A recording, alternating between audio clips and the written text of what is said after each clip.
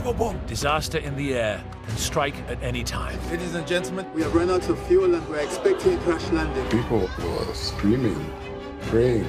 Landing without power is the ultimate test of skill and nerve.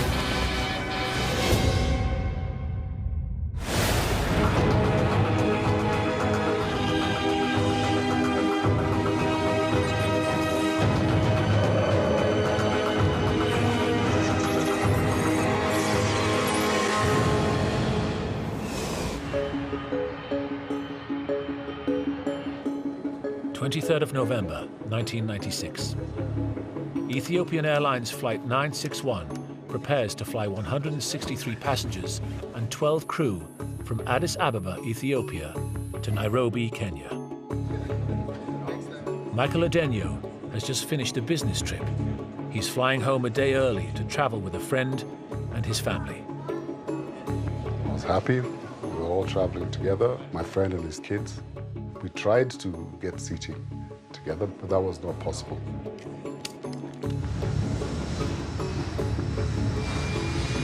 Captain Leo Labata and First Officer Jonas Mercuria safely get the Boeing 767 into the air. 20 minutes into the flight, the piece is shattered. I heard a sound from the back. There's a guy running, pushing the air hostesses out of the way and shouting, "This is a hijack! This is a hijack!" 3 hijackers threatened to detonate a bomb. We had no choice but to believe what they were saying. They had something wrapped in a bag around one of their hands, which could have been a grenade. I don't think anybody was willing to doubt them or to try them because they looked really agitated. They just looked menacing. They break into the cockpit and beat First Officer Mercuria. There's 11 of us. We have a bomb. Now take us to Australia. Sit there! Don't move! I kill you! We don't have enough fuel to fly to Australia. You are a liar! He said this flight can fly for 11 hours! Look at the fuel level, we don't have enough. If you don't take us to Australia, I will blow up this plane. I can't think of any more stressful a situation than to have a hijacker on board and saying that he had 8 more perpetrators in the back, threatening to blow up the airplane. We had no option but just to keep calm and try not to attract their attention. As terrifying as it seems, hijacks were quite common in Ethiopia and usually ended without incident. I thought we would probably land at an airport and the hijackers would negotiate with the authorities, make their demands, and then hopefully we would be released.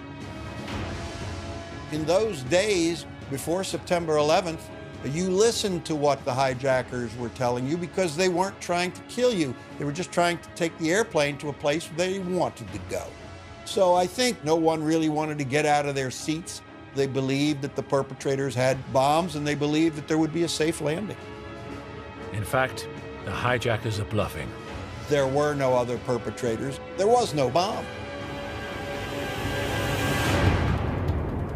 As the hours went on, they started to drink and they had a bottle of whiskey. So I presume after some time, they must have been intoxicated.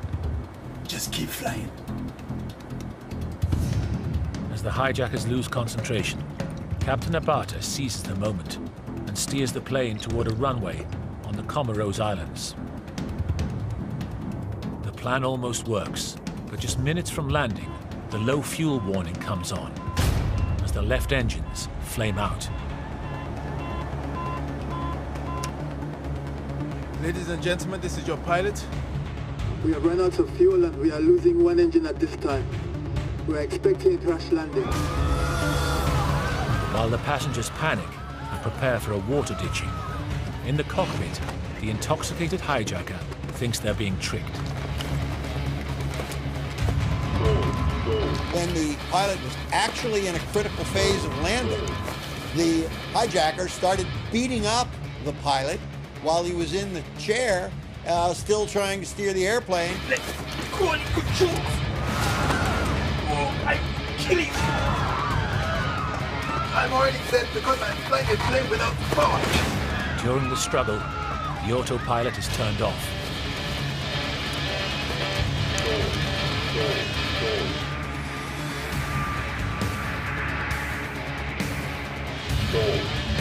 As Captain Abata struggles to regain control, the second engine fails.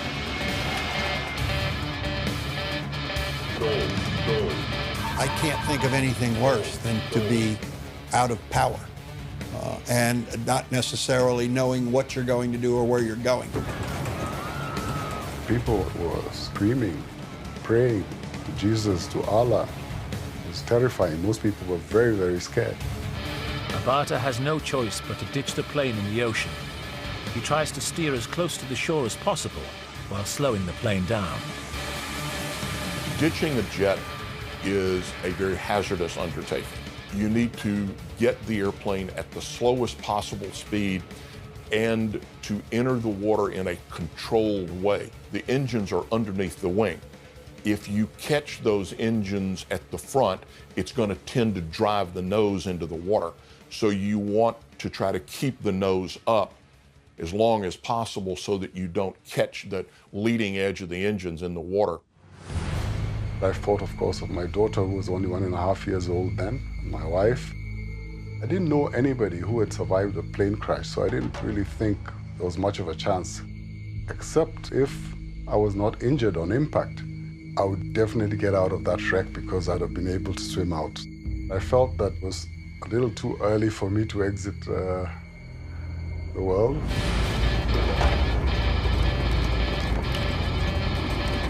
Moments before impact, Abata turns left in an attempt to land parallel with the waves.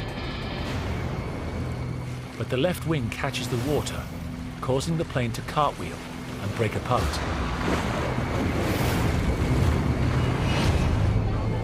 Tourists on a nearby beach capture the horrific moment on camera. The plane hit the ocean, and within a few seconds, it actually broke into pieces. The tail end came off, the cockpit came off, and we were in the middle.